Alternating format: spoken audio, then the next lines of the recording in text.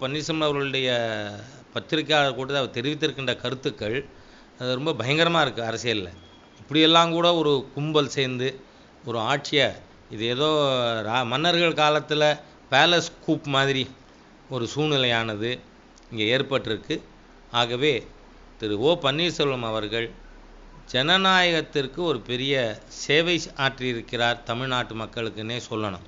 He has done a great service to democracy in Tamil Nadu. ஆகவே இன்னைக்கு இந்த பந்தானது இப்போ கவர்னர் கோர்ட்டில் இருக்குது. ஆனால் சட்டம் மிக தெரிந்த ஒரு கவர்னர். ஆகவே நிச்சயமாக இதுக்கு சரியான முடிவெடுப்பார்னு நினைக்கிறேன். ஆனால் தமிழகத்தில் 2 குடும்பங்களின் ஆட்சிங்கிறது தமிழ்நாடு தாங்காது. அதனுடைய கோர முகம் இவ்வளவு சீக்கிரமாக வெளிப்பட்டிருக்கிறது. அதை வெளிப்படுத்திய திரு பன்னீர்செல்வம் அவர்களுக்கு என்னுடைய மனமார்ந்த நன்றியையும் பாராட்டையும் தெரிவிச்சுக்கிறேன். My moral support is for him for saved Tamil Nadu. இன்றைக்கும் அவர் தான் முதலமைச்சர். Is continuing. அதனால் காவல்துறையும் அவர் கட்டுப்பாட்டில் தான் இருக்குது. இருந்தாலும் கூட இது எனக்கு போராதுன்னு அவர் நினைப்பார்னால் வெளிப்படையாக நிச்சயமாக மத்திய அரசுடைய பாதுகாப்பு அவர் கேட்கணும்.